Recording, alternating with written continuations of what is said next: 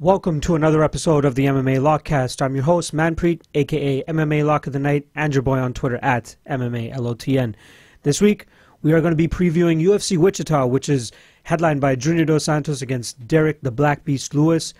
Pretty soft card, but outside the main event, there's not too much in terms of name value, but there are some very stylistically interesting matchups to check out and break down for you guys later today. But like we always do, we're starting off with the casuals with my man Big Rob. Hey.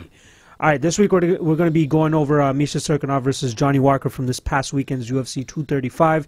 I believe they were the second last fight on the prelims, and it didn't last too long. I think my man Big Rob is going to start to get familiar with this man, Johnny Walker, because I think I've already shown him two of his past knockouts in the past, and we're about to serve up another one right now. Nice. So we're starting off right from the beginning of the fight because, as all of you know, we didn't need much time at all for this one to work itself out. Okay. So bell goes in, and here we go. So Johnny Walker just fought a month ago, and this guy's original opponent, Cirkunov's opponent, fell out. So Walker's like, I'm fresh. I knocked out a guy in 15 seconds. Let me get right back in there. And he's right back in there. Trying to make a name for himself real quick. Just a little bit of dancing around. Fakes the kick. And surprises him. Oh, with wow. The flying what was that? Just like that. Just absolutely pounds him out.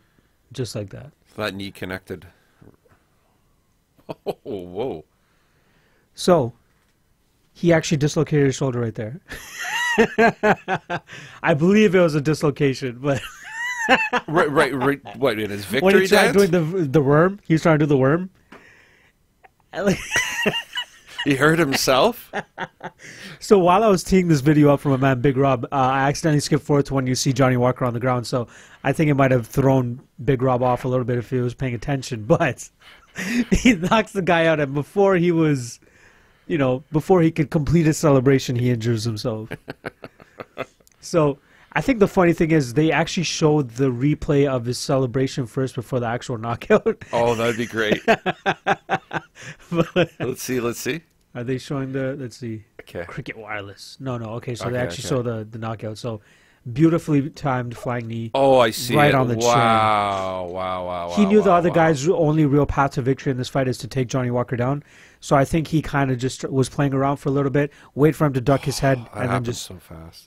Beautiful timing. Oh, yeah. Beautiful precision, beautiful power, and it just takes a couple more to seal the deal. I almost wondered, would his knee be hurt more than his face? Because your head's really hard, right? But maybe I guess he hit him in the jaw. I think it was perfect momentum of both his knee and Cirkunov's head going down, right? Yeah.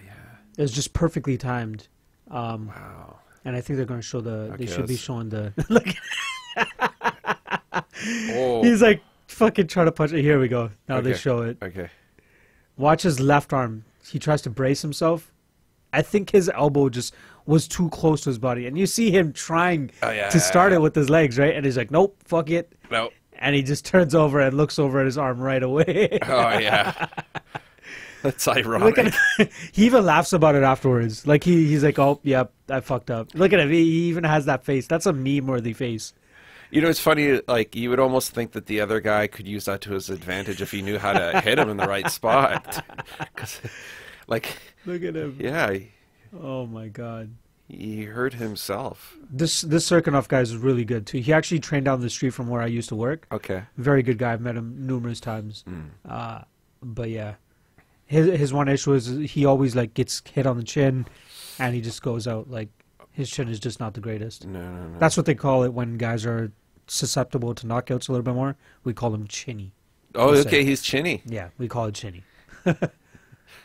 And then, that kind of sucks. Awesome. I feel bad for Johnny Walker. Hopefully he has a quick comeback and but that's a guy who made his debut, I think, in December in the UFC, and now he, come February, or I think it was November he made his debut, but come February already or March, he's a guy that's already up there. And just his name alone, Johnny Walker. It's the best. I mean, he's Brazilian with the name of Johnny Walker, and it's so easy to market. I believe it's his real name. There are some Brazilian names you're looking at. This guy's not Brazilian. There's a John Lineker. That guy kind of sounds like a more Caucasian / American Canadian name. But Johnny Walker, like, that's a sponsorship waiting to happen. Oh, yeah. Right? I know one of the commentators likes calling him Johnny Walker Blue. Like, they just, like, adding that little bit to it, right? Yeah. I've never been a Johnny Walker drinker myself. I don't know about you. No? Not really. Not a whiskey guy? Yeah. I like the beer. I'm a little bitch when it comes to the drinking. Beer's good, man. Yeah, so that's pretty much the casuals for this week. So I've already teased it last week, so I'm going to spill the news already. We're going to be starting a new podcast at the end of this week. My man Big Rob is so fucking awesome with devoting his time and making sure that we can put out the best product out for you guys as well, and something a little bit more entertaining. So he's going to have a little bit of a part in this new show called the Combatosseurs. I've already released the logo for you guys to check out. My man Zane is actually working on a little bit more of touching it up a little bit more, adding some color to it, making it a little bit more pretty. But I like the logo that we already have.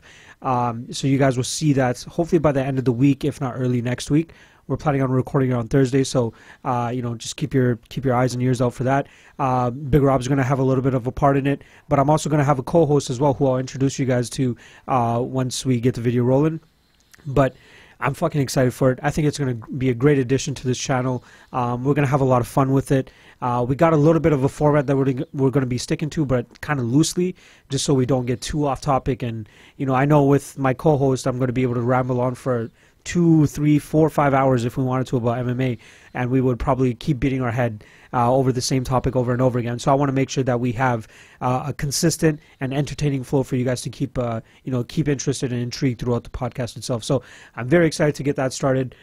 Thursday we're recording the first episode, and for now we're going to be doing it at least once a month, and then after about 6 months or so we're going to figure out and reevaluate, maybe go twice a month and see where we can go from there. But I think once a month for now, for us reviewing the prior month's events and big storylines, I think that's we can fit in at least an hour and 20, an hour and a half worth of content for you guys, where you're not just they're talking about the same shit over and over again. No, and especially if you guys have been hearing about a certain storyline so much, we don't want to beat your head over it once a week or once every 2 weeks. I think once a month is the perfect spot for us at the current time to give you guys great content and some stuff to laugh, giggle, and fucking have some fun with. So I can't wait to show that to you guys and show you the format that we're going to be doing it with. So end of this week, maybe next week, but I promise it's coming. The logo is out. It's official. We're making sure it happens, and we're going to have a blast doing it. So let's fucking look over UFC 235, which just went down. It was a very successful event for me. It's my third winning event in a row. So for those of you who have been around for a while, it's going to be my first charged event in a while. So I hope you guys have been happy with the free picks I've been giving you thus far. But, again, I've said it before. If you're good at something, make sure you don't do it for free. For at least, with a certain policy with what I got for you guys. So, this past weekend, we went plus 10.62 units for a 73% return on investment, 4-0 on picks. What the fuck is up? Give me some points for that shit, baby. Hell yeah. Yeah, so let's kick off. I'm going by my bet MMA.tips. Right at the top, we got Kamaru Usman, my first dog of the night, playing 1.5 units. I put on that and profited for 2.53 units. Man, I caught a lot of flack from people for picking Kamaru Usman in this. Not even just as a pick, but as a bet. I got a lot of flack for people, especially on YouTube, saying that Kamaru Usman is going to outwork Woodley and beat him up on the feet and make him pay. And I was a little bit impressed with the fact that Usman was able to get Woodley down as easy as he was. But I truly thought his success was going to come at being a little bit more active on the feet than Woodley and just, went on points right there. But he ended up taking, I think, 50-44 on a couple of scorecards as well. So great performance by Kamaru Usman. I love that I took that play. Part of me wishes that I went with the full 2 units, but it is what it is. 1.5 units for 2.53 units. Amazing pick there. Amazing performance by Kamaru Usman as well. And I cannot wait for Colby Covington against Kamaru Usman, which should be the next fight. Next up was my second lock of the night, my second dog of the night play, which was actually 3 units on minus 105 for Johnny Walker to win inside the distance. We just saw that fight happen. I just showed it to my man Big Rob. Quick finish, 30-something seconds, flying knee, couple shots there, and he finishes the fight. pretty easy play in my opinion. I mean, you can. It's always hindsight is always 20/20 afterwards, and the main concern here was if Misha Serkinov was going to be able to get this fight to the ground and impose a submission game. However, didn't even need to worry about that because Johnny Walker just dusted him quickly. So, great hit there, 3 units to win, 2.86 units, and then moving on to my lock of the night plays. The first one up was Zabit Magomedsharipov, 5 units at -188 to profit 2.66 units. Great win for Zabit over Jeremy Stephens. He didn't overexert himself too much. I was hoping that we would see a little bit more of a ground game from him and maybe pull off a submission. However, it is what it is. He still gets a victory over Jeremy Stephens and cements himself as a top 10 featherweight. Very interested to see what's going on, what's next for him. I'm hearing rumblings of the fact that Jose Aldo is going to be fighting Alexander Volkanovski next. So I wouldn't even mind seeing Zabit Magomedsharipov fight Brian Ortega. I think that would be a great fight, a great way for Zabit to continue to move forward. So easy win right there.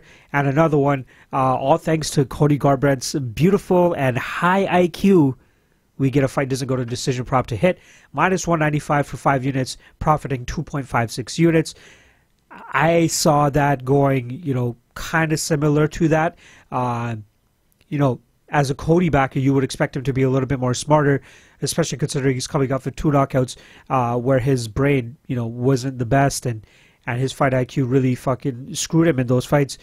It all came down to a clash of heads and him getting pissed off at that. And once he got back to his feet, he kind of just let all hell break loose. And the funny thing about this fight is he had plenty of opportunities to just back out and reset and get his wits about him. But nope, he's so fucking hard-headed that he just stayed in the pocket and continued to trade with Pedro Munoz, who has shown time and time again that his chin is rated granite. And it's going to be very hard to put Pedro Munoz away. And if you're going to be swinging bomb for bomb with him, Pedro Munoz may not have the most technical striking out there, but he does have heaters in his hands when he's able to throw.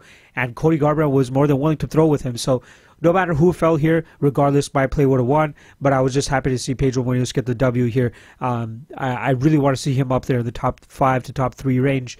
And I think this was a great win for him to cement himself up there. So after all is said and done, plus 10.62 units for a 73% return on investment. That's 3 straight winning events, so we're back to paid picks. If you guys want to continue telling me, it's a simple little tip, per se, if you guys want to call it that. I just want to, I want to maximize my earning potential for something that I believe that I'm one of the best at, and that's fucking being a sports handicapper, so especially for MMA. So that pretty much takes us over on to UFC Wichita, but before we do that, I gotta give my winner, or select my winner for the last Lock of the Night giveaway, which was for the MMA Lock of the Night mug that I had last time. It's back home now, but I'm gonna send it out to the winner tomorrow. But I told you guys I was gonna do the draw live on my podcast, so I got a hat full of names. I think there was only 5 or 6. There was 5 names that actually won. A lot of people picked Tyron Woodley to win. One of my mans had Poliana Vienna in a parlay, which ended up busting his parlay. So only a couple people won on Zabit and Ben Askren, and I think Pedro Munoz was somebody's pick as well. But I got 5 names in here.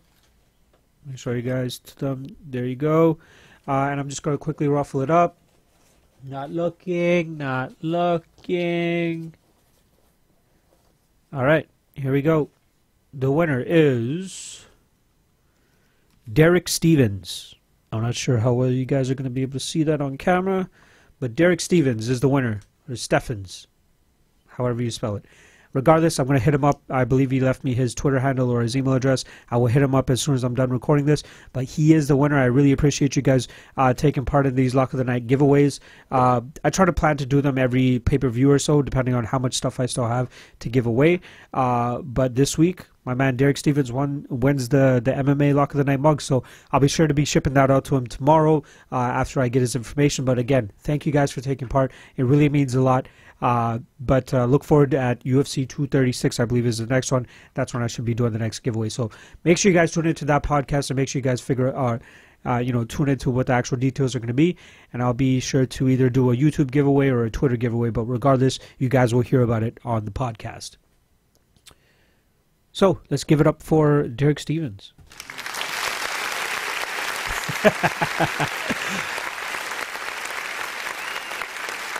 standing ovation. I'm trying to remember what his play was, but I think he won was Zabit Magomedsharipov. And more applause than is required. All right, so let's fucking get the ball rolling on this card. So we got Derek Lewis versus Junior Dos Santos. Very intriguing matchup in the heavyweight division. It gets JDS a step closer to the title like he's always wanted. Derek Lewis, coming off, I believe he's coming off a loss to Daniel Cormier after stringing 3 wins together. But this is a very intriguing fight to me, just for the simple fact that we have somebody that's a super technical striker and throws bombs against a guy that's not very that technical and throws bombs as well. So it's going to be interesting to see how these both of these styles match up, and who's able to implement their game and get the victory here. Other notable fights on the card, a very intriguing striking matchup between Elizeu, Zaleski, Dos Santos, and Curtis Millender. Tim Meads versus Nico Price should be a fun fight. The return of Ben Rothwell. Everybody's been fucking waiting for Big Ben Rothwell to make his return. Glad to have him back. Benio Dariush against Drew Dober, great fight. Tim Boetsch against Omari Akhmedov could be a very intriguing fight as well. Louis Smolka's back. Maurice Greene, former heavyweight from the Ultimate Fighter 28, I think it was, heavy hitters, the most recent one.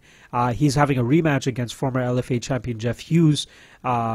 Very confusing as to why this rematch is happening so soon, but it is what it is. And then, a couple other names out there: Sergio Moraes, Tony Martin, Alex Morono, Marion Reneau, and Yana Kunitskaya. So intriguing matchups all the way around. Maybe not the biggest name value, but I'm still intrigued as to how these fights are going to play out. But I feel like I have a decent read on most of them, so I'm going to share that opinion with you guys now and hopefully help you guys win some money. I do have 2 plays that I'm currently, at least 3 plays that I'm currently considering. I just want to see where the odds go. Today is Monday, March 4th, so it's going to be interesting to see where these lines go. I don't even want to look at them right now and see if there's been any line movement from the last time I've looked at them.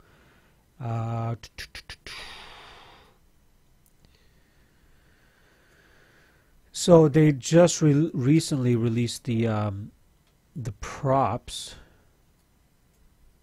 So one prop that I was looking at, well, it is what it is. All right, so let's just fucking get things going. First fight of the night: Alex White against Dan Moret. One fight that I've yet to take too deep of a look into. It's just not a fight that intrigues me in terms of value on either side. Alex White currently sitting at -2. Nope, wrong one. Alex White sitting at -167 and Dan Moret at +153. Alex White is coming off 2 straight losses, one to James Cross by decision, and then he got rear naked choked by Jim Miller in a minute and a half last time out. He got clipped by Jim Miller and was able, didn't really recover and ended up in a submission. He's going to really have to mind his P's and Q's against Dan Moret here. Dan Moret has decent striking. He has some range for sure. He's a bigger lightweight, 6 feet, 72.5-inch reach, where Alex White is 6 feet and 71.5 reach. I feel like that's off. I feel like Dan Moret's going to have a little bit more of an advantage there. So the last 2 losses in Dan Moret's career have been to Hani Barcelos, who's just been raping shit right now, and then Gilbert Burns, which is a fight that I believe that he took on short notice as well, so you can't really fault him too much for that one. He got finished by Gilbert Burns in his last fight. I don't really know too much. I need to read a little bit more into these guys, but this is the one fight that's been kind of flying under my radar the most.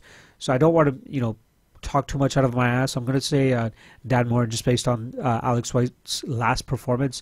I think, Dan Moret might be able to land on Alex White, put him into some trouble, and get the finish there. But again, take that one with a grain of salt. I think it's the one that I know least about here. So my official play is going to be Dan Moret by 2nd round TKO. Next up, we got Alex Morono versus Zach Ottow. So well, Alex Morono, we get a guy that's kind of wild with his striking. He has decent jiu-jitsu, or relatively good jiu-jitsu. Last time we saw him get a submission was over Josh Berkman back in February of last year. He's coming off a decision victory over Kunitskaya, where I believe I played the under 1.5 in this, or under 2.5. I thought both guys have wild styles. Kunitskaya was probably going to land on the wild striking style of Alex Morono. However, we end up seeing this fight go to a decision. It was a great fight from what I remember. The one thing with Alex Morono is he's not the most technical on the feet. He might be a little aggressive and might be a little wild at times, but the thing is he's not too crisp with his striking. He has good jiu-jitsu, so you don't really want to take him down. But with Zak Ottow, I'm intrigued at the odds. When I first saw them, I think, let's see what they are right now. Minus 205 for Alex Morono, plus 180 for Zak Ottow. If Zak Ottow hits plus 200, it's something that I'm definitely going to consider.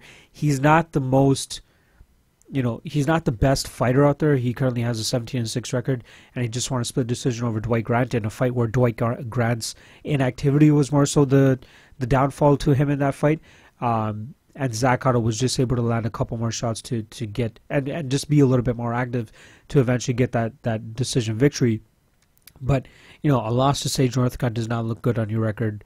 With wins over Keiichi Kunimoto and Mike Pyle in his last three.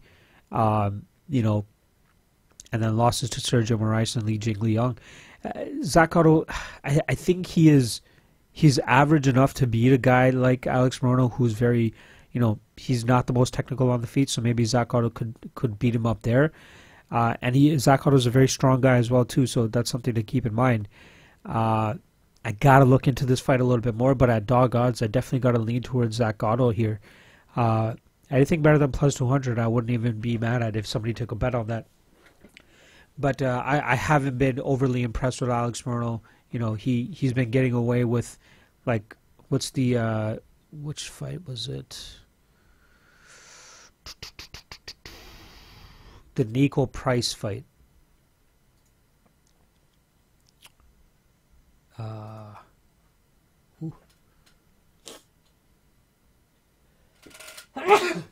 Excuse me. Whew. Yeah, I think it was the Alex. Yeah, Price finished Alex Morono late or at the end of the second round, but then ended up getting that fight turned to a no contest because Nico Price tested positive for weed. But it shows that, Alex Morono is susceptible to getting hit. He was outworking and outpacing Nico Price in that fight, don't get me wrong, but his wild exchanges are going to catch up to him, and I think that Zak Ottow could be that guy to do it to him. But I don't trust the money on Alex Morono above minus 200, but I wouldn't bet Zak Ottow at anything worse than plus 200 either. So this fight could end up just being a pass, and I'm going to take Ottow by decision, but, I hope we see an improved Alex Morono here. I just don't know if we will. Next up, we got Louis Smolka against Matt Schnell. One guy that I love to fade is Louis Smolka. I faded him against Mateus Nicolau, and here we have him minus 102 to Matt Schnell, which is minus 112. I think we might see Matt Schnell hit dog money. That seems to be the trend at the moment. So Louis Smolka is coming off a victory over Su Mudaerji back at UFC Beijing. He beat him in the second round with an armbar, and he just spammed takedowns in that fight. It seemed like he was very intent on getting the takedown, very desperate almost to get the takedown. He was eating shots just to close the distance and get a hold of Su. Even there were plenty of times where he was in the double leg position and he was just eating a bunch of shots, but Su just doesn't have the pop on the shots to give him that much problems. Whereas Matt Schnell is coming back from a victory against Naoki Inoue. He won a split decision there. Inoue definitely wanted the fight on the ground as well. I'm not sure. He just wasn't able to get it there, and I think that Matt Schnell is going to be able to keep this fight on the feet against Louis Smolka and beat him up there too. I'm very surprised as why the odds are as close as they are. I will consider Matt Schnell at dog odds if he does end up hitting them. But I've just never been super impressed with Louis Smolka, man. We know that his his game is to get the fight to the ground, and even from there, sometimes he's a little bit too comfortable there. Even if Schnell gets him down, I'm not sure if he'll be in too much trouble on the ground. But I think that Schnell is going to be able to keep this on the feet and just beat him up there. You know, Schnell exhibition loss to Temelia by choke. He got guillotined way back in his 4th fight. So he has relatively good, you know, he has some submissions of his own too. But I just don't know if Smolka is going to be the guy to give Schnell another loss. His striking, you know, with his range, it could be a little bit better. He could have a little bit better distance management. And now he's up at 135 as well. Unless this fight's this fight's at bantamweight. So I gotta favor Schnell here, even at the close odds. 5'8", 72.5 for Schnell, and 5'9", 68.5 for Smolka. So it seems that Schnell will have a bit of a reach advantage here. I don't know. It's hard for me to back Smolka even at dog odds, but this is definitely something I'm gonna keep my eye on, and I'm very interested in betting Schnell if I can get dog money on him. So I'm gonna take Schnell by decision. I think he just outpoints Smolka on the feet, shucks off any type of takedowns, and just continues to beat on Smolka just on the feet, plain and simple. You know, he did good work against Inoue on the feet, especially in a fight where he had a reach disadvantage. So here I think he'll enjoy that reach advantage and just pick Smolka apart from distance and shuck off any takedowns that Smolka tries throwing at him. Simple as that. Next up, we got Jeff Hughes against Maurice Greene, both who are pictureless. Not to mention somebody that used to be on the Ultimate Fighter for them, and then a person that was just on Dana White Contender Series. So they have pictures of these guys. I will always harp on this every fucking episode if they don't have pictures of guys that they should. Regardless. Maurice Greene coming off the Ultimate Fighter, where he lost in his 2nd fight against Juan Espino, who ended up winning the entire thing. And then he comes back on the Ultimate Fighter finale actual show and beats Michel Batista by triangle choke in the 1st round. You know, he's a very long and lanky guy who works on his jiu-jitsu, which is very impressive. He's 6'7" with an 82-inch reach, but he's kind of old too. Oh, he's only 32. Interesting. I don't know why I thought he was much older than that. Regardless, you know, this is a very interesting rematch to have so soon. These guys fought first way back in April of 2018 for a title that Jeff Hughes currently had held in the LFA. And then after losing that fight, somehow he ended up making it onto the Ultimate Fighter, won his 1st fight, lost his 2nd fight to Juan Espino, and then came back and beat Michel Batista, who was, you know, a super old Olympic level wrestler. The guy was 34. He did not look 34. He looked much older than that, to be honest. But yeah, the guy's, you know, he might have the worst top game besides Sarah McMahon for a wrestler.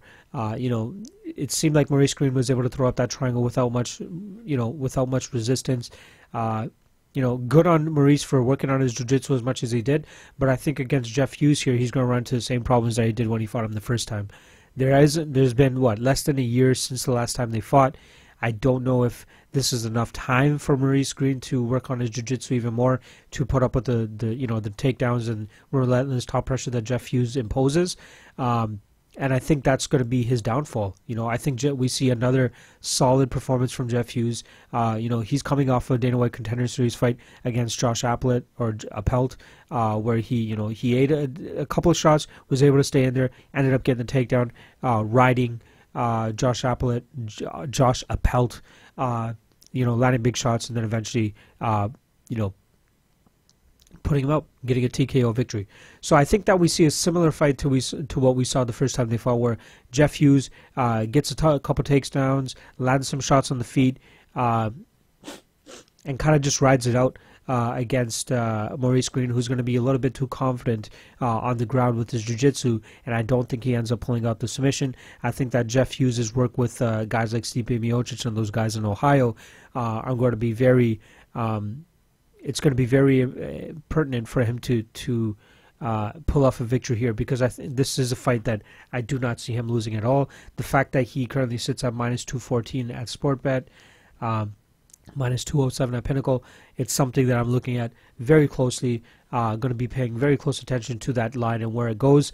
But I definitely like Jeff Hughes here, and I think he gets a pretty solid victory here over Maurice Greene. Simple. I just don't see Maurice Greene stopping the takedowns, nor do I know if he wants to stop those takedowns, because I think he might be a little bit too confident in his own jiu-jitsu. I just don't know if he pulls it off here. But Jeff Hughes by decision. Next fight, Grant Dawson against Julian Erosa. Great fight here. I'm very intrigued by Grant Dawson. He's coming off a suspension from USADA. He won Dana White Contender Series back in 2017, and since he's had to serve a suspension with USADA, and now he makes his UFC debut against Julian Juicy Erosa. So from the tape that I've seen so far on Grant Dawson, it seems like he wants to be the guy that goes for takedowns. He has decent stand-up, but I see him get caught a couple times against Adrian Diaz. And against Julian Erosa, you got to mind your P's and Q's when you're on the feet against him. He has some good striking. He's very technical, but the issue becomes if he gets taken down. I think that Grant Dawson is not going to wait longer than a minute and a half to try and get this fight to the ground. I think he'll be able to. I don't know if Julian Erosa will be able to stop the second or third shots. Julian Erosa got put out pretty bad in his last fight against Devontae Smith, but that's what you sign up for when you want to go strike for strike against a devastating puncher like Devontae Smith. So not too much analysis on this fight for me. I may look into a little bit more, but I feel like I've found my spots on this card. So I've been putting a little bit more time into those other fights. But with this fight itself, I wouldn't be surprised to see Julian Erosa catch Grant Dawson on the feet, on the way in. Grant Dawson might be also dealing with a little bit of ring rust too. He's been out for close to 2 years. I think it's the longest stretch that he's been outside of the cage too.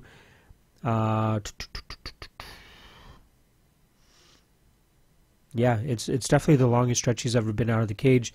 He's only 25, so he definitely has a lot of time to go still, but who knows what ring rust will do to a guy who's still quite young in the game.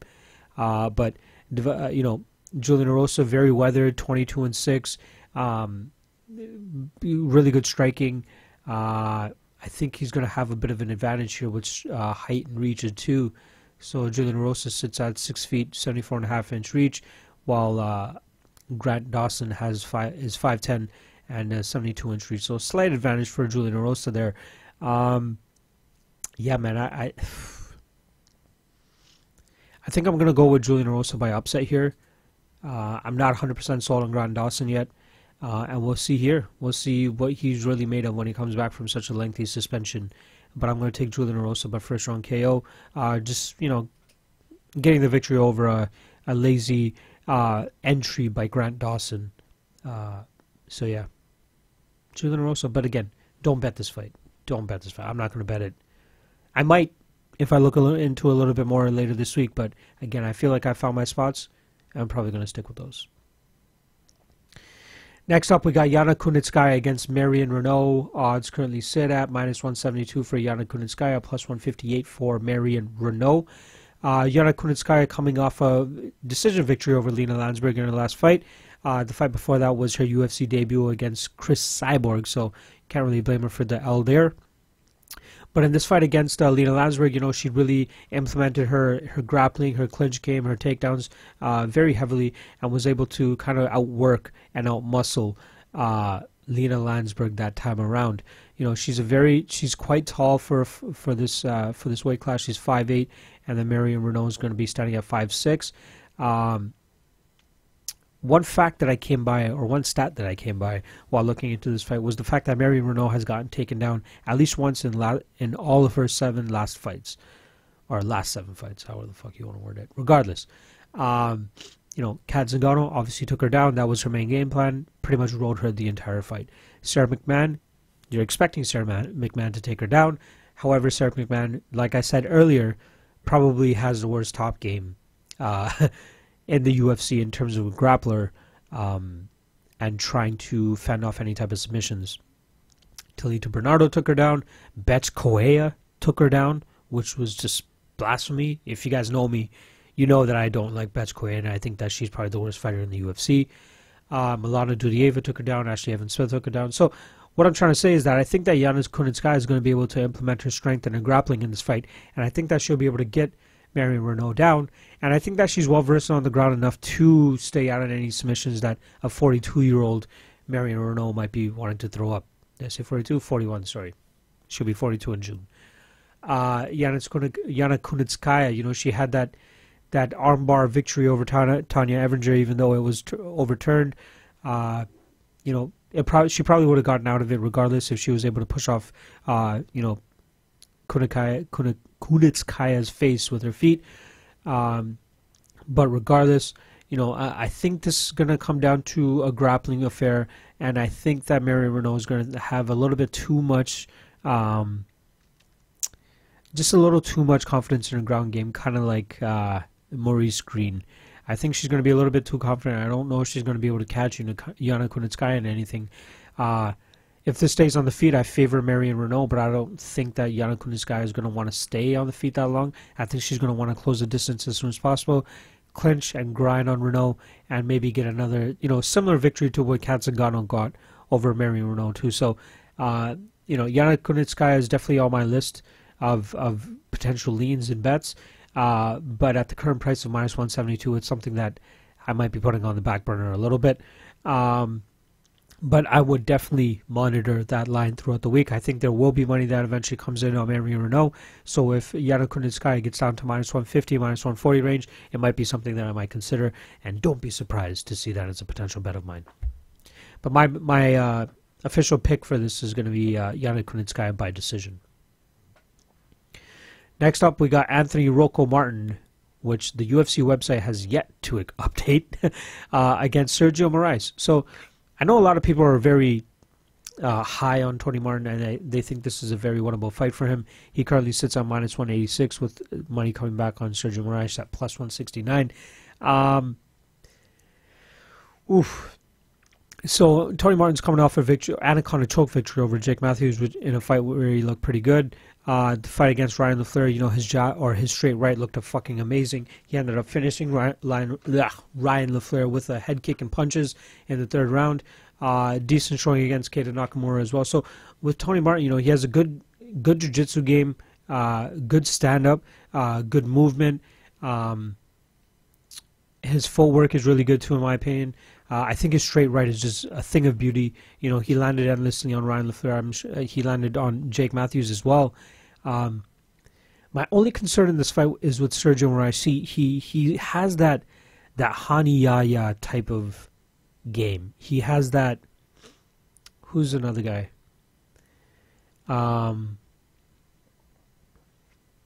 Pedro Munoz. He has that jiu-jitsu game where nobody wants to take this guy down.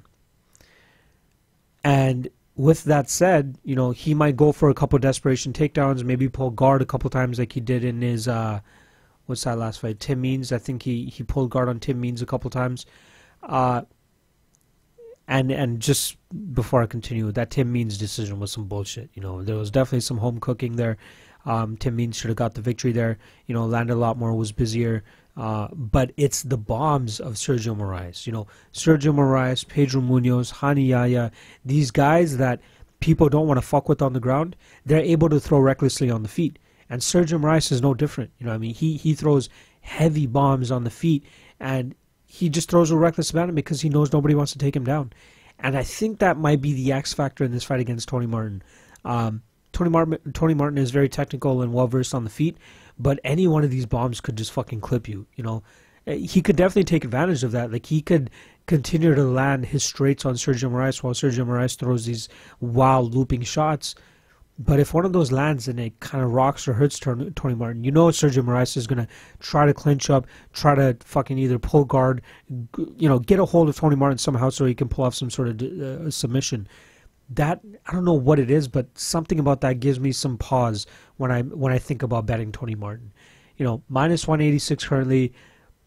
if I were thinking of betting on Anthony Rocco Martin, I would look closer to like minus 150 or something, minus 160. But, you know, at plus 200 or something, if Sergio Moraes reaches that, it might be something that I would look at, you know. But it's tough. You know, Sergio Moraes' only loss in the last little while has been to Kamaru Usman, who is now the champion. But he's managed to put up a lot of victories in his time. You know, Hene Forge, Neil Magny, Mikael Labout, Omari Akhmedov, Zach Ottow, Davey Hamosh, Tim Means, Ben Saunders in his last fight. So I don't know where to go here. I'm going to say Sergio Moraes by submission. But it's a tough pick. Technically, Tony Martin should be the far superior fighter on the feet. He should be able to outstrike Sergio Moraes. But we saw, you know, Sergio Moraes won't have the benefit of hometown cooking this time around since this fight is taken in fucking Wichita, Kansas, compared to when he fought Tim Means in Brazil. Fuck it. I'm going to go against the grain here. I'm going to pick Sergio Moraes by submission. I think that he rocks Tony Martin and then eventually clamps on some sort of choke. But I don't know, man. Other people will probably be a lot higher on Tony Martin than I am. But just something. I've always learned to trust that instinct and that gut, and it's paid off more often than not. And I just have a funny feeling about this Sergio Moraes fight. So I'm going to pick Sergio Moraes by second round submission. Next fight, Omari Akhmedov against Tim Boetsch. The line currently sits at minus 137 for Omari Akhmedov, plus 123 for Tim Boetsch. So Omari Akhmedov is coming off a draw back in, it's been a while since he fought, UFC 219, which was December of 2017. You know, he went to a draw with Marvin Vettori there. Before that, he was able to grind out a decision over Abdul Razak Al Hassan, as well as a decision victory over Kyle Noak. But before that, he lost to Elizeu, Zaleski, Dos Santos in round 3, as well as Sergio Moraes in round 3. So everybody kind of knows the rap on Omari Akhmedov. Gas tank is very suspect after 1.5 rounds, 2 rounds. So that might be where Tim Boetsch shines here. And we've seen Tim Boetsch come back in the 3rd round of a fight and get that victory, you know, most notably against Yushin Okami. So Tim Boetsch might not be the most, you know, technical guy out there. He throws some good strikes. He's very heavy with some shots. He's very strong, too. He's a very burly 185er. And I think he has a size advantage over Omari Akhmedov here. Akhmedov 6 foot 73 inches with Tim Boetsch at 6 foot 74 inches. I feel like Tim Boetsch is just going to be the bigger guy here. I'm not sure why the numbers don't reflect that, but maybe when the weigh-ins come, we'll actually see it. You know, I expect Omari Akhmedov to win the first round and a half of this, taking Boetsch down, beating him up there. But Omari Akhmedov has never been known as like a heavy ground and pound fighter. You know, he does a really good job of controlling his opponents. He takes these guys down and kind of just controls them, you know, keeps them against the will, but does not land the most devastating shots from that position. So Tim Boetsch might be able to, you know, withstand that round and a half or so of Omari Akhmedov clinch, but I think that he'll come alive in that 3rd round and maybe get a 3rd round TKO finish. So I'm going to look at the Tim Boetsch round 3 prop and even Tim Boetsch inside the distance prop, but I wouldn't be surprised to see Tim Boetsch pull out the upset here. And neither does it seem like a lot of people see that too, just because he's at what, plus 123 right now. He opened at plus 179. And has steadily fallen all the way down to plus 123. So unless there's, you know, I'm not intrigued by a Tim Boetsch bet unless he hits plus 150, plus 160. But I don't know if we're going to get there because I think a lot of people are privy to the fact that, you know, Omari Akhmedov's gas tank is the main problem. And Tim Boetsch we've seen times where Tim Boetsch has thrived in that 3rd and final round and pulled off the victory. So whether it's a 10-8 or if he gets a finish, I expect Tim Boetsch to win that 3rd round regardless. Whether it will be a draw, who knows? Whether it will be a finish, who knows? But I'm going to pick Tim Boetsch by finish 3rd round. You know, I just can't trust Omari Akhmedov. That's one of my man Newsom earlier put out a poll earlier today saying, you know, what's the one thing that you guys look at a fighter when you're trying to fade him or something like that? And one of the options was a poor gas tank, and that's definitely one of my higher ones. You know, it's bit me in the past with Shaman Moraes and Julio Arce. where I thought that RC was going to be able to take over in that third round and get a finish. But more often than not, I think the guy with the shittier gas tank is always the one that ends up losing. I shouldn't say always. More often than not, ends up losing, especially if the fight goes past 1.5 rounds. Ooh. So yeah, I'm gonna take Tim Boetsch third round finish. Yeah, Tim Boetsch third round finish. Next fight, we got Beneil Dariush against Drew Dober. This is another fight I feel very strongly about. Currently, Beneil Dariush sits at -172, while money coming back on Drew Dober is +158. So Beneil Dariush, I faded him last time around with the small play on Thiago Moises. I thought he was just too big of an underdog, and I had to take the shot on him. Beneil Dariush is slowly distancing himself from that first round KO from Alexander Hernandez back at UFC 222. But I think he's taken off. He took off plenty of time between the Thiago Moises fight, which was roughly about 8 months or so, and now he's coming back about 5 months later to fight Drew Dober. So, one thing about Beneil Dariush that I didn't really realize until doing, or at least didn't remember until doing tape for this fight, was, he has a deceiving lankiness about him. He's not always considered the biggest lightweight, but he is long. I think his reach is over, 72 inches, sits at 5'10", and then Drew Dober is 5'8", with the 70-inch reach. So he's going to have the size advantage here. And he's mainly known as a jiu-jitsu guy who has taken up to Muay Thai very well and kickboxing very well, especially training under Master Rafael Cordero. Since training at Reign, he's shown plenty of improvements on the feet, besides the fact that he got knocked out by Alexander Hernandez. And a lot of people, if you guys remember, he was actually doing very well against Edson Barboza. The aggressive style and forward pressure that he continued to bring against Edson Barboza really gave Barboza trouble and, gave him trouble in terms of being able to set up any type of strikes and get off any strikes. Beneil Dariush was doing a very good job of pressuring him and making sure he didn't get settled. I think that might be similar in this fight against Drew Dober. I think he's going to be able to do the same thing. I think that he's going to be able to put the pressure on Drew Dober. I think he eventually wants to get this fight to the ground. I don't think he'll be desperate with the takedowns. I think that he'll be confident enough on the feet. I think Drew Dober is he's a great Muay Thai specialist. I think he has some pop. He's very accurate with his strikes. I'm not completely sold on his power though, so I think that Beneil Dariush may not have too much of that to worry about in this fight.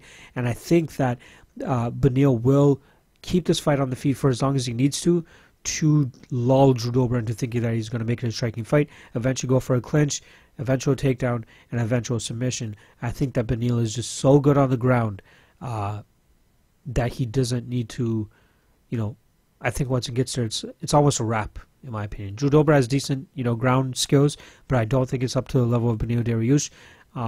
So it all depends on when Beneil gets this to the ground. And if his chin isn't completely shot, he took decent shots from Thiago Moises, but Moises doesn't have the same type of technique and accuracy as Drew Dober, so there's still that question out there. But I don't think that there's too much of that to worry about here with Beneil Dariush. I really got to go with Dariush here. I think he gets a submission probably third round or so, and. Drew Dober, he is an ever-improving guy. He has 3 straight wins right now. Decision over Frank Camacho, decision over John Tuck. And then the first of those 3, he had a KO over Josh Berkman. Then again, who the fuck doesn't? Before that, he got choked out by Olivier Aubin-Mercier. And I think this is his toughest jiu-jitsu test in a long time. And I think it's going to show. And we're going to see a Beneil Dariush submission. I'm going to say third round. But... it's just the road back to contention for Beneil Dariush, and it's unfortunate that he had those detours against Edson Barboza in a fight that he looked amazing in, and then an eventual detour against Alexander Hernandez as well. So I'm going to take Beneil Dariush by third round submission, and don't be surprised if you see it as a lock of the night. Just saying. Next fight, we got Blagoy Ivanov versus Big Ben Rothwell. Man, so when I was putting together the tape endings for this, so normally I go back to 2013. I'll try to get every single fight that I can from each fighter from 2013 to present, and you really get to see who's been active and who's not. And one motherfucker that's not been active is Mr. Big Ben Rothwell. He's only had he's had 6 fights since 2013. But he is also serving a suspension, I believe, as well. So he's coming back from when he fought JDS back in 2016.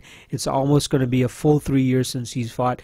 But he comes back against the guy in Blagoy Ivanov, who probably has a pretty padded record, in my opinion. You know, he's fought some good guys, but he's fallen short against a couple of those guys as well. But after watching Blagoy's last 2 fights, it's very interesting. It's mystifying to me that he's been able to put together a 16-2 record. You know, I find him to be very inactive. I find him to, you know, not throw with much volume, not be the most urgent or alert fighter. You know, even in the Sean Jordan one that he had, he wasn't throwing that much, and then he ended up landing one big shot that grounded Sean Jordan, and then he ended up following up with some punches to get that victory. But with Ben Rothwell, I think he's going to have a bigger or a tougher test on his hands. You know, Ben Rothwell is a guy that's very hard to put away. I don't think he's been knocked out. K. Velasquez, actually, that was like a ground and pound. Yeah, Andrei Arlovsky kind of put him out too. But, you know, in his last since 2010 or so, he's only been choked out by Gabriel Gonzaga by guillotine choke. You know, the JDS fight, he took a lot of body shots. JDS did a lot of good body work in that fight, and he was able to outpoint him over 5 rounds. And then in the Josh Barnett fight, you know, he bloodied up Ben Rothwell a little bit with some jabs, but Ben Rothwell just completely manhandled him, and then eventually got him into a front choke in that second round. And we know Josh Barnett's one of the toughest guys to submit, and has probably one of the best heavyweight submission games ever. And Ben Rothwell was able to, you know, put him in a choke that, you know, he got Matt Mitrione in the same goddamn choke. So in this Ben Rothwell fight, you know, you get Ben Rothwell, who has a very herky-jerky and weird stand-up game. You know, he kind of, Joe Rogan said it best in one of his last fights. You know, he has 3 stances. He has an orthodox southpaw, and then this squared fucking, you know, his hands aren't always by his head, but they're kind of just out there, and he's always just throwing them kind of fainting. And it looks weird, but with his style, he's deceivingly quick too. You know, he was able to knock out Overeem and Vera and these guys just a little bit based on speed too, in my opinion. Like, he packs a punch with most of his shots, but he just doesn't have the most technical striking. With Blagoy Ivanov, you know, he's going to have a size advantage. We have Ben Rothwell sitting at 6'4", 80-inch reach, and Blagoy is a little bit shorter, 5'11", with a 73-inch reach. So he's definitely going to take advantage of that size advantage, in my opinion. You know, last time around he weighed in at 264, Blagoy at 257, so he's a little bit stubbier. But I wouldn't be surprised to see Ben Rothwell actually try to, you know, engage in the clinch here. I wouldn't be surprised to see him take this fight to the ground and try to pull off some sort of submission. But Blagoy is no slouch when it comes to, you know, sambo and the Russian grappling. So with Ben Rothwell, I think there's definitely some value on him, so it seems like the odds are closing now. But Ben Rothwell minus 113 is what I see. Let's see here. The best line you can currently get on Ben Rothwell is plus 115. I would consider him at roughly around plus 120 or plus 130 or so. So I want to see where the money goes throughout, you know, while this is going on. Okay. It's going to be interesting to see how this line plays out throughout the next couple of days. But I lean Ben Rothwell here. I lean Ben Rothwell by submission. I know Blagoy is a little bit difficult to put away. You know, Alexander Volkov choked him out back in 2014. But you know what? Actually, I'm going to take Ben Rothwell by second round submission. I think he just imposes as well. He's going to be the stronger guy here. I think that you know, he'll have a lot more success on the feet. He'll be the more active fighter too, and I wouldn't be surprised if we see him rock Blagoy Ivanov as well. My one concern with Rothwell is how he's going to look post USADA. You know, is he going to have that same power? Is he going to have that same strength? Whatever the fuck he was on, the fact that he's not on it anymore, is it going to help him? I don't know, but I would only take a shot on Ben Rothwell here at plus money. And that's about it. So my official pick for him that fight is going to be Ben Rothwell by second round submission. Next fight, we got Tim Means versus Niko Price. A very intriguing fight, in my opinion. Not the biggest names, but a lot of fight of the nights by these guys and a lot of impressive performances. Starting off with Niko Price, he's coming off a first-round finish or first-round loss to Abdul Razak Al Hassan, who I believe is not in the UFC anymore due to some bullshit. Or like actual bullshit, so fuck Abdul Razak Al Hassan is what I'm saying. But they went to war for 43 seconds, and Niko Price ended up having his face on the mat. So, not too much you can take from that fight. We kind of knew what it was going to be when we got that fight booked. But the fight before against Randy Brown, he showed a lot of good strength in that. He was able to take Randy Brown down a couple times. He's very strong. Niko Price is very, very strong. He has decent jiu-jitsu, pulled off a couple of submissions, very strong. That finish of Randy Brown to knock somebody out, pretty much off your back is ridiculous. One of the best knockouts of 2018, in my opinion. Very much overlooked by a lot of people, too. But very interested to see how he comes back from, that KO loss back in September to Abdul Razak Al Hassan. With Tim Means, we're getting a guy that's pretty much good everywhere. Great striker, loves to throw elbows, pretty good in the clinch. But I'm very intrigued to see how he's going to deal with the size, strength, and imposing nature of Niko Price. Niko Price isn't the most technical fighter out there. He wings a lot of shots, he throws a lot of bombs, but he's not the most technical striker. When Niko Price wants to get this fight to the ground, he's able to get it to the ground. And I haven't seen much from Tim Means in the past where he's not able to, where he isn't able to deal with guys who kind of power him to the ground. Alex Oliveira had a lot of success powering and taking down Tim Means. Sergio Moraes doesn't have the same type of power or physical imposing nature of Niko Price, so I wasn't surprised that Sergio Moraes wasn't able to get him down, even though Sergio Moraes somehow fucking won that fight. My only concern here is, Tim Means getting outgrinded. I think Tim Means will absolutely beat up Niko Price on the feet. I think he will elbow him into oblivion. But if Niko Price is still standing there, will Tim Means be able to shock off any takedowns? How will he be able to deal with the grappling and clinch game of Niko Price?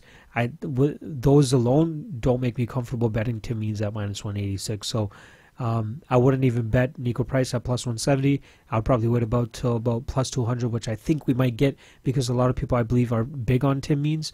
But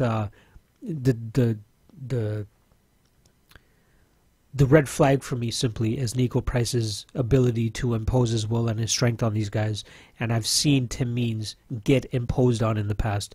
So that alone is giving me some pause on betting on Tim Means, but potentially putting some money on Niko Price. I'm going to say Niko Price by decision here, but fully expect Tim Means to have fun on the feet while it stays there at range. But Niko Price will find a way to close the distance and impose his will and his strength. So I'm going to take Niko Price, which is kind of weird to me. When this fight was initially announced, I was fully leaning Tim Means and probably even betting him. But after watching a couple of their last fights, it's not as clear to me anymore that I want to bet on Tim Means. Next up, we got the co-main event, which should be a banger. Curtis Millender against Elizeu Zaleski dos Santos. Starting off with Zaleski dos Santos, he has a very impressive win streak that he's currently on. 7 straight wins. Wins over Omari Akhmedov, Keita Nakamura, Lyman Good, Max Griffin, Sean Strickland, Luigi Vendramini. He was supposed to fight Bilal Muhammad, but instead Muhammad got injured, and in comes Luigi Vendramini. Sorry. So he gets that fight done in the second round, flying knee and punches. We know we're going to get a stand-up fight from these guys. However, we have seen in the past where Elizeu Zaleski dos Santos has gone for takedowns. And Curtis Millender has shown some deficiencies in his takedown defense. Even though he's 17-3, I saw Sir Bahadurzada take him down a couple times. I've seen a couple, I'm trying to remember either it was Max Griffin or Thiago Alves. They got him down. And that just raises concern for me. He's on a great win streak right now himself, which is over 9 straight wins.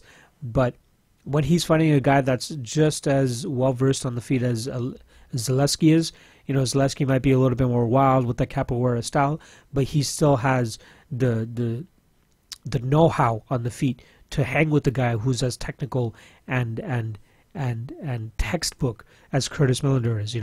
Curtis Millender does not overstretch himself or try to go too crazy to get some of these wins. You know, he's gone to a decision in his last 2 fights, especially against a guy like CR Bahadurzada, who just throws a fucking heat.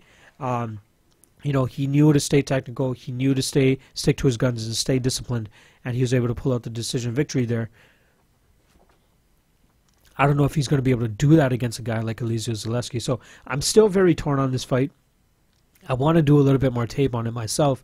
The current line is pretty much a pick'em. I'm seeing Sportbet -1 and 2 for Zaleski and -112 for Curtis.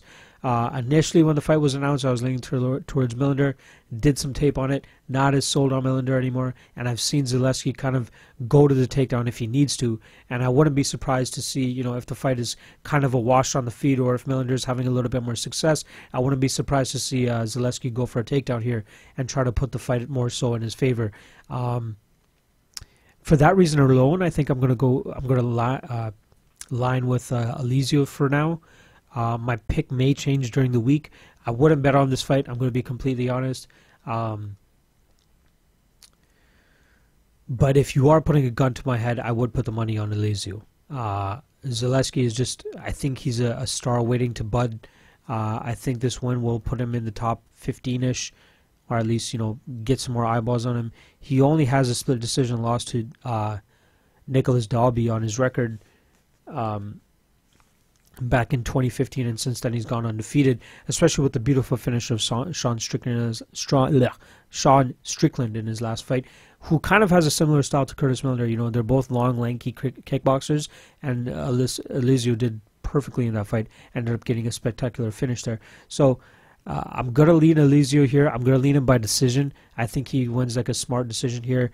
You know, gets a takedown here and there. You know, deals with Millender's textbook kickboxing and Muay Thai, and just, you know, puts it together a little bit more than Millender here. So I got to lean with Elizeu, and I'm going to take him by decision. Next up, we got the main event. Horns time, baby.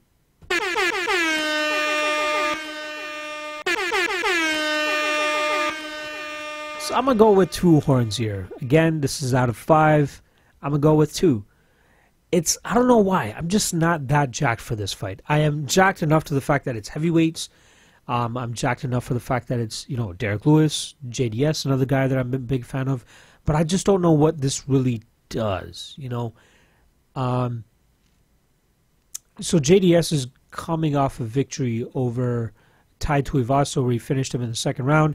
Before that, he went to a decision with Blagoy Ivanov, and then before that, he got finished by Stipe Miocic in a title fight.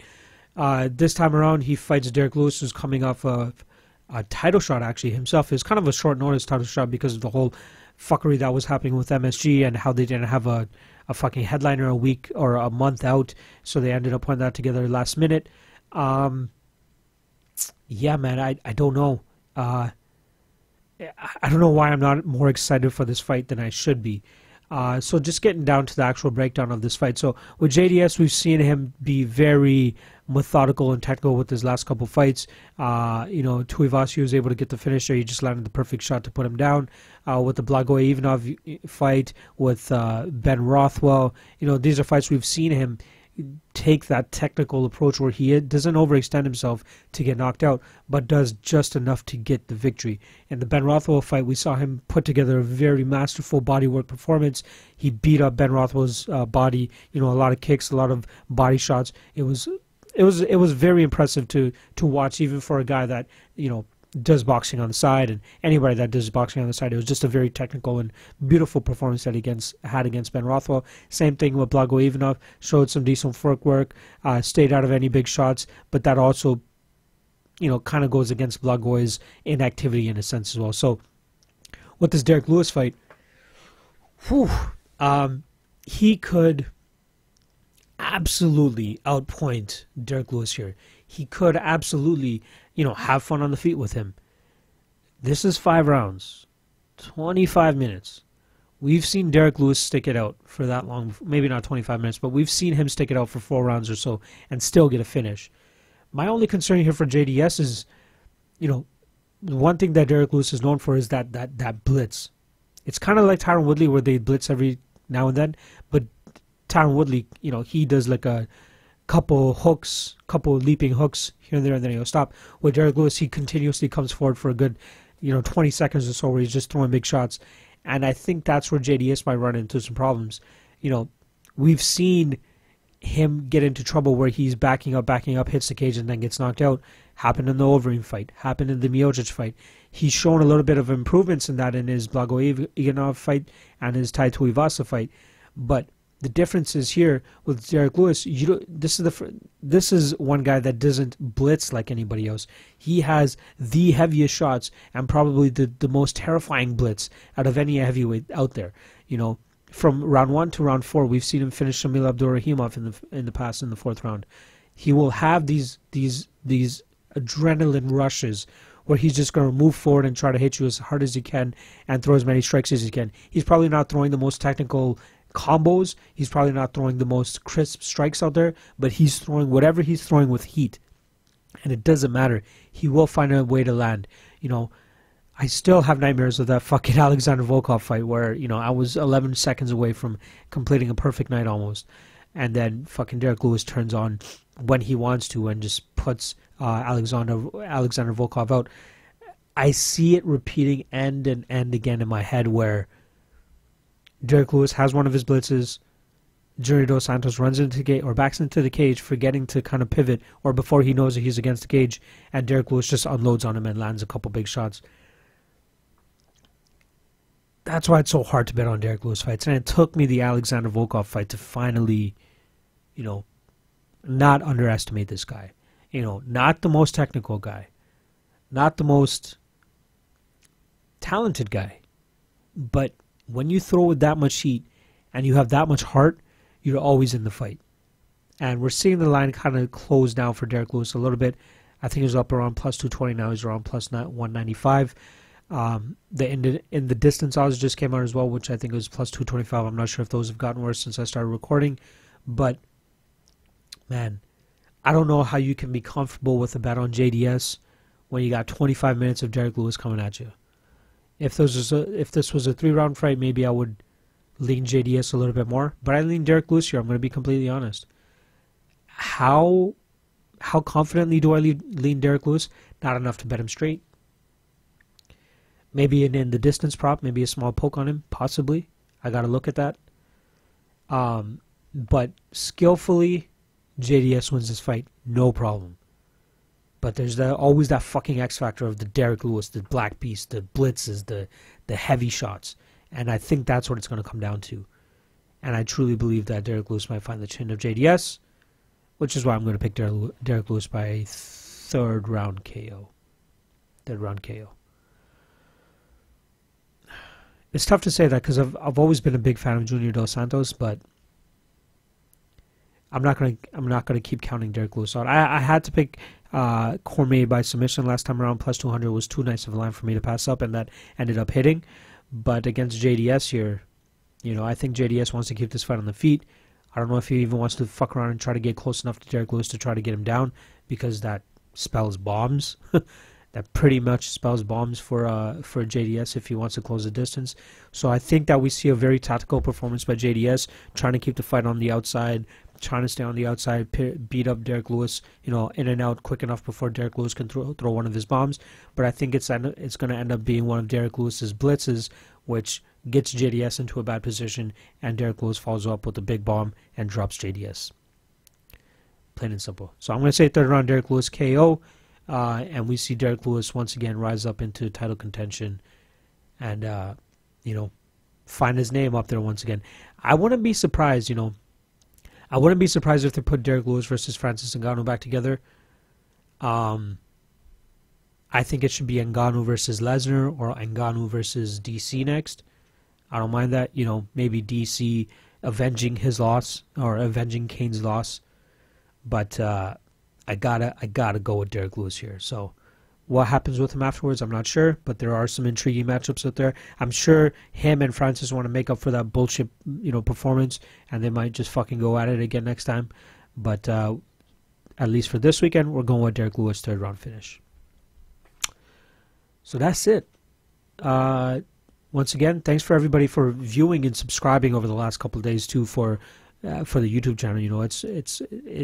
it means a lot to get a lot of appreciation and see people actually, you know, watching the stuff and getting some stuff out of it, and even winning some money too. I'm glad I can help you guys win some money. We went 12 for 12 last time. Hopefully we can go 12 for 12 this time, or 13 for 13, whatever the fuck it is.